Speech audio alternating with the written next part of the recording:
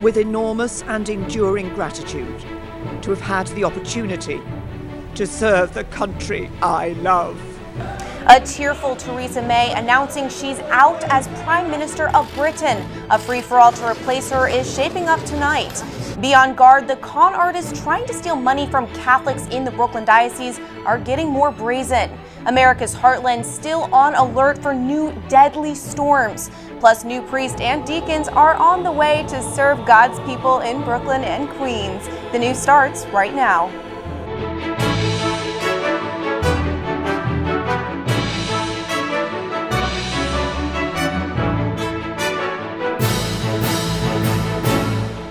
Good evening, I'm Emily Druby. The political fight to be the next Prime Minister of Britain is already underway. The contest touched off this morning with an emotional Theresa May saying she's finished with the job. Kelly Smoot reports the latest.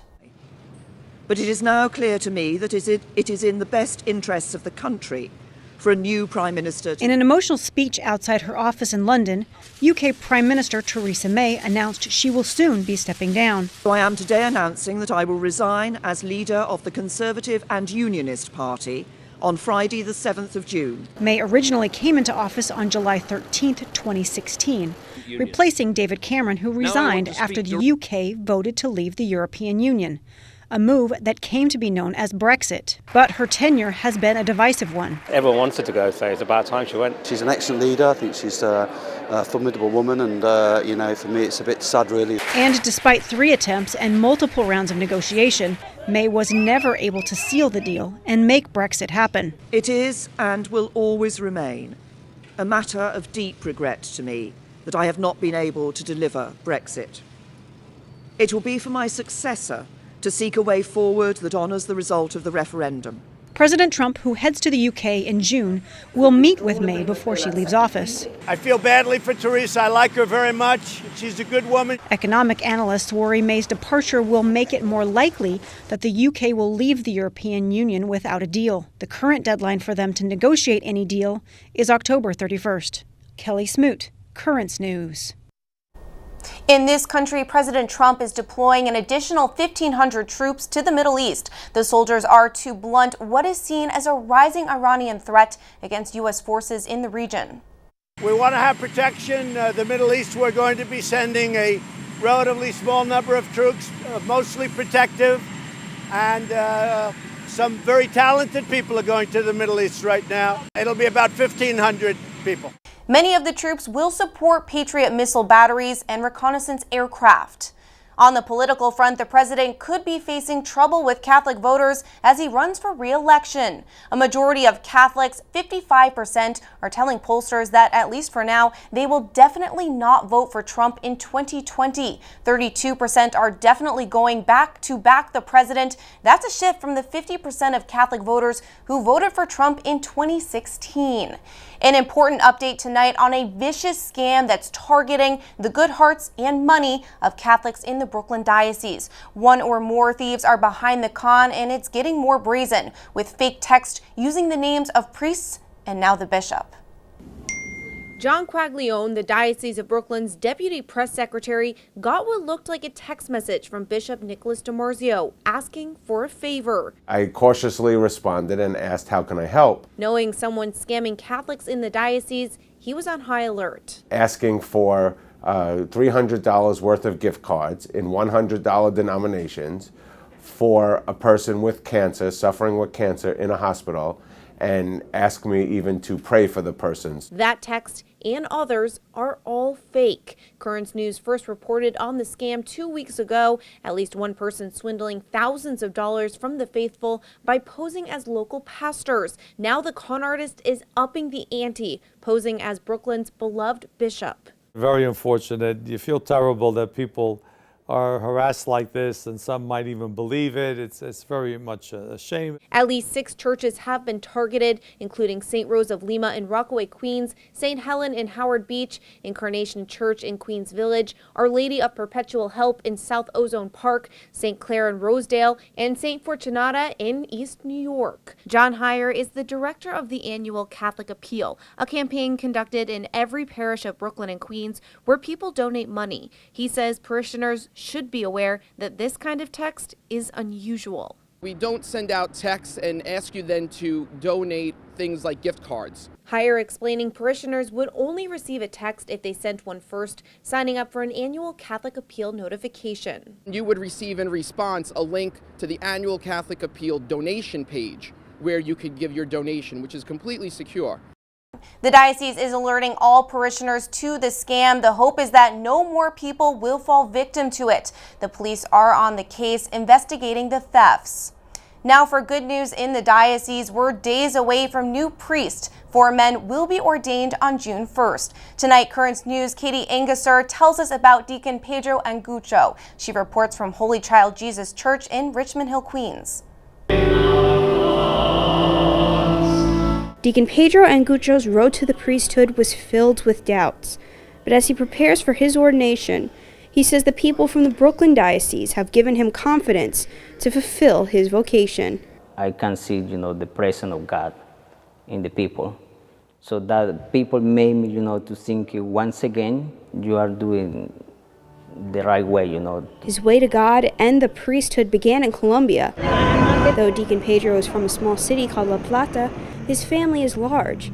He has 10 siblings, and it was one of his brothers who first planted the seed that led to his vocation. One of my older brothers, he told me it should be the priest of the family, and he put the idea in my mind. Since he was just a kid at the time, Pedro thought nothing more of it, until he entered high school, and a Monsignor from his parish posed a similar question. He asked me, "Are you a seminarian?" I said, "No, I'm not." And once again, "You look like a seminarian." "No, but I'm not." And then he told me, "But you were thinking about, The truth was, Pedro was thinking about the priesthood, and at the urging of that Monsignor, he decided to give the seminary a try. But doubt started to creep in. He wondered if this really was the path God wanted him to follow. And after a year, Deacon Pedro left his studies. No, I was a little afraid. For years, Deacon Pedro went back and forth with his choice. Then a priest from the Archdiocese of New York invited Deacon Pedro to study in America. He asked his vocation director what he should do. His answer was a quote by a popular pope and saint. "Don't be afraid," like John Paul II always said. And so, Deacon Pedro came to study in America, reconnecting with God and falling in love with the Brooklyn Diocese. Now Deacon Pedro is ready to give back to the community that helped him back on the road to priesthood. He's looking forward to becoming a spiritual father to the people of the Brooklyn Diocese. The day that I'm going to say my first Mass and put my hand like that, that's the most exciting for me. In Richmond Hill, Katie Anguser, Currents News.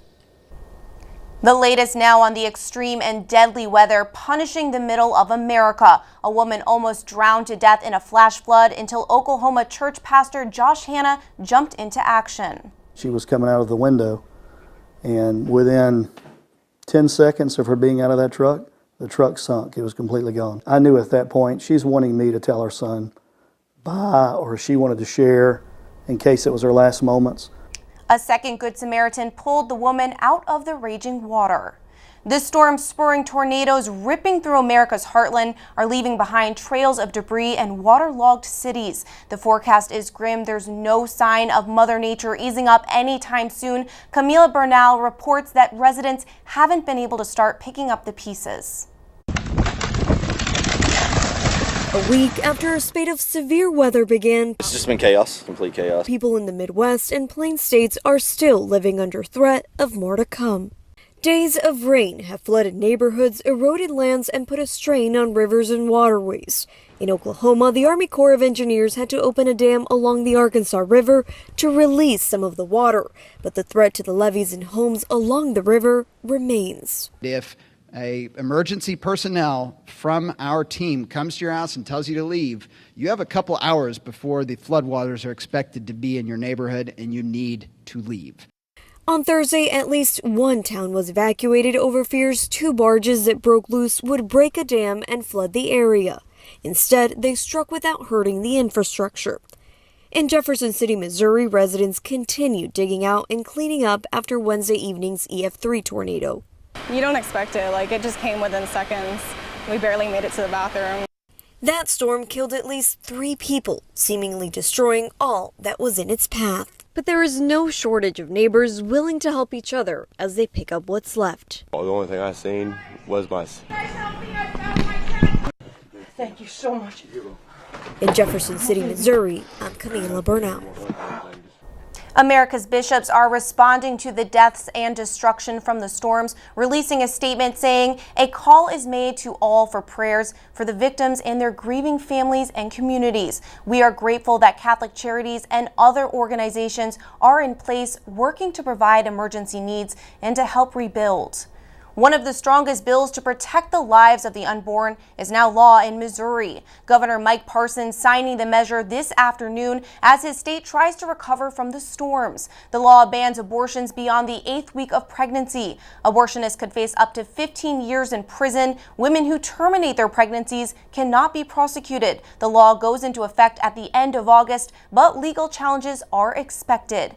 Alabama's pro-life heartbeat bill now has a lawsuit filed against it. The ACLU and Planned Parenthood filed the joint action this morning, challenging the state's near-total abortion ban, calling it unconstitutional. It claims that criminalizing the performance of an abortion directly conflicts with Roe v. Wade. Despite many states passing their own bans, all are expected to be blocked before the pro-life laws can even take effect.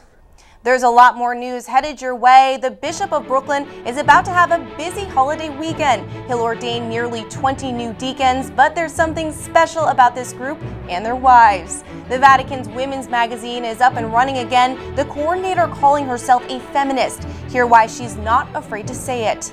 Skipping the beach this weekend and heading to the cemeteries. The Diocese of Brooklyn does not forget the true meaning of Memorial Day. Do you have a story idea or want to share a tip? Email us at newstips@desalesmedia.org or call our 24-hour number 718-517-3122. We'll be right back.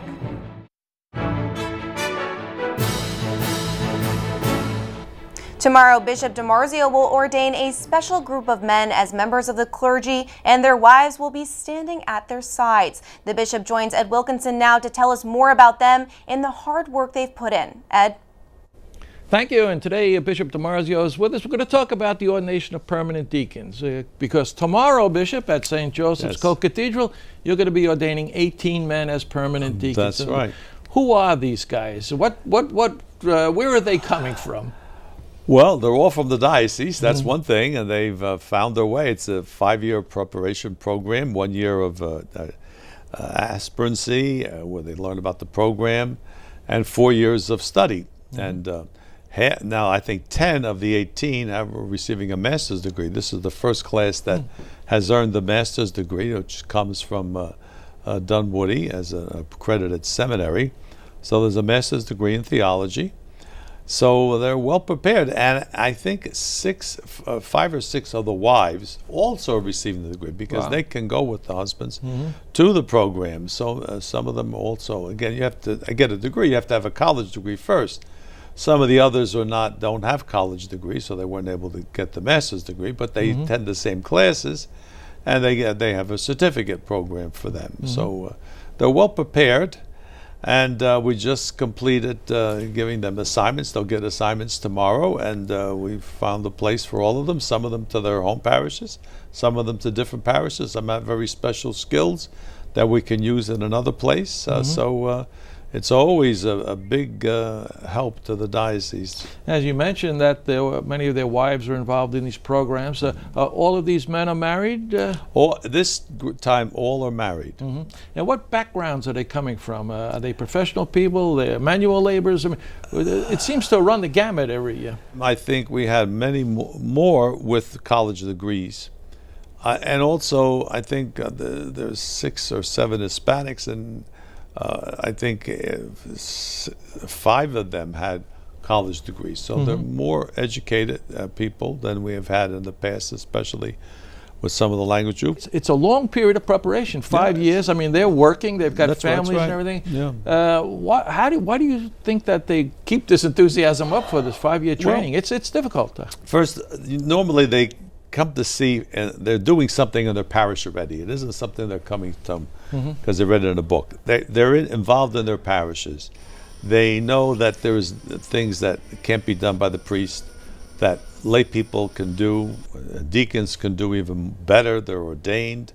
They can help in the administration of the sacraments, baptism, marriage, assist at the Eucharist. They see what can be done. Some of them have deacons in them. Some places have never had a deacon, and these are new to the parish to have a deacon. So it's a question of that they see they want to get more involved in their faith and to show service, and that's what it's about. It's a vocation to serve the people. That's always been the emphasis, that the first deacons were ordained to serve the wider church, and that's what these men. Because a lot of times we just see the deacon up on the altar. He's the guy next to the priest. He's got a different kind of dalmatic on there. But they really do other things behind the scenes. They do quite a bit. Yeah, I mean, they do the baptism preparations, but they visit the sick and things like that, right? And they could do wake services, right? Yes, they do that a lot. Many Does that help out with the clergy shortage that we have? Sure, it helps quite a bit. When you've got somebody else that can do things, the priest doesn't do everything. Mm-hmm. And I think we're on a schedule now where we ordain deacons every 2 years. Every other year. Every other year. So we take a class in every other year, and they're ordained every other year. And do we have many in the pipeline? Or? It looks like, I think this latest we haven't finished yet, but it's about the same. Usually 15 or so. It's the average we've had in classes. Mm-hmm. Great. Have a good day tomorrow. Yeah, thank you. All right. And back to our news desk. Thank you, Ed and Bishop DiMarzio. The diaconate ordinations will take place tomorrow, May 25th at 11 a.m. from St. Joseph's Co-Cathedral at 856 Pacific Street in Brooklyn, and will be televised live on Net TV. And on Memorial Day, Brooklyn's auxiliary bishops will be celebrating field masses at Catholic cemeteries to honor war heroes. The masses will begin at 10:30 a.m. at St. John's Cemetery in Middle Village, St. Charles Resurrection Farmingdale, Mount St. Mary in Flushing, and Holy Cross Cemetery in Brooklyn. New developments in the controversy surrounding the Vatican's women's magazine. After mass resignations, the journalist now in charge is strongly laying out a future path for the publication. Melissa Butts reports from the Vatican. After the 11-member editorial board for Women Church World quit in late March, a new board has already been selected, and they already published their new magazine for May. Rita Pinci is the new coordinator of the Vatican's L'Osservatore Romano women's magazine, Women Church World. She was selected to head the new 14-member staff as a well-known female Italian journalist. She says there's room to grow, and the sky is the limit. The newspaper will be done according to our experience, according to what we think, our point of view, also based on our ability, but we won't have any specific limits to the arguments we'll cover. She says one of the main advantages to this staff is the diversity. The women board includes Catholics, a Muslim, a Jew, a non-believer, and a consecrated woman. But one aspect they all have in common is their belief to encourage women. I'm a feminist, but not a separatist. I think we have to work together, men and women, because before we're classified by gender, male or female, we are people. Rita Pinci says feminism has helped her confront problems instead of being afraid of them. It's also presented many topics or thoughts women have that she would like to cover in this magazine. The feminine theme is also the center of debates inside the church. The Pope is extraordinary, was the first to propose the problem of the feminine question within the church. She believes the problem within the church isn't necessarily women's power, but rather a lack of recognizing women and their roles. That is what she hopes to do as this magazine continues the legacy that began more than 7 years ago. Rita Pinci really transmitted her excitement for this new role and shared that the magazine has so much potential, not only for women of faith, but for all women, regardless of professional experience. At the Vatican, Melissa Butts, Currents News. Back to you in New York, Emily. Thank you, Melissa. Still to come on Currents News, an award ceremony that is not political. Instead, it honors those for their God-given talents and starts with a prayer. Don't believe me? That's next. And young survivors walking for a cure. Teenagers who understand life more than you think. We'll be right back.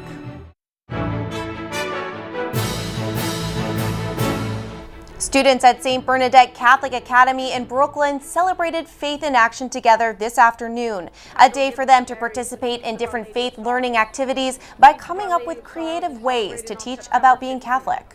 7th and 8th graders have teamed up to make separate stations for grades 4 through 6 to go and learn something about our faith as Catholics. You know, they've been learning together all year, and now to share their faith in this small way, I think makes them take the faith as their own. They take some ownership in their faith.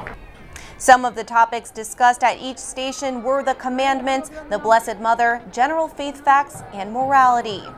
From books to films, the 70th Annual Christopher Awards celebrated storytellers making a positive difference in the world.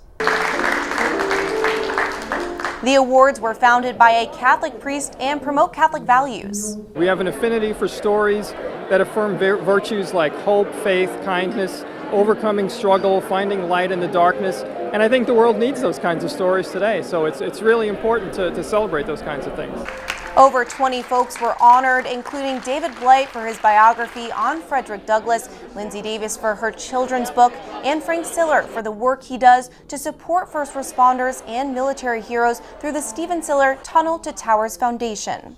They're young but not alone. Xaverian High School in Brooklyn has many survivors of pediatric cancer. They don't let their history with the disease define them. Instead, they say they're clippers chasing cures. Currents News' Tim Harfman reports.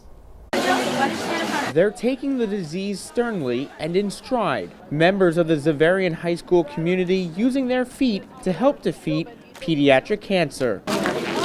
Thomas Guadaficaro was diagnosed when he was 8 years old. Now 14 and a freshman at the Catholic school, he describes the pain cancer caused his family. It was a very difficult time. It put me and my family into a very negative place, but we bounced back and now everyone's really happy. Nearly 300 people walking 2 miles along Brooklyn shoreline, raising over $20,000 for Memorial Sloan Kettering Cancer Center.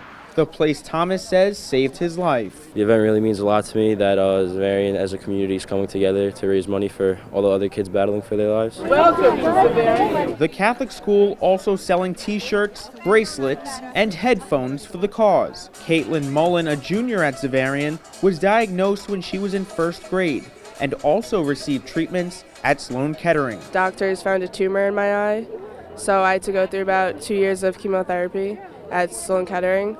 So when I heard about this event at my school, I was actually so excited. Because it's an opportunity for Caitlin to share how the pediatric ward eased her suffering. It really makes all the kids feel like they're at home. It makes them feel so welcomed, and it makes their experience like so much more easy and more comfortable. According to the American Cancer Society, over 10,000 children are diagnosed each year, a growing number in recent decades. After accidents, cancer is the second leading cause of death in children ages 1 to 14. The school's principal, Deacon Kevin McCormick, says hosting the event expresses Catholic values. It made so much sense. What we're all about is trying to make sure that we build the kingdom of God in everything that we do.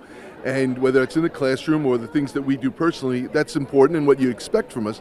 But we also have to give back. Giving back by putting one foot in front of the other and fighting for a cure. So many kids are getting sick and they're our future. In Bay Ridge, Brooklyn, Tim Harfman, Currents News. That is Currents News. I'm Emily Druby. A quick programming note: on Memorial Day, Net TV is televising special programming in this time slot. Thank you for joining us because we are putting your faith in the news. Hope to see you again next time.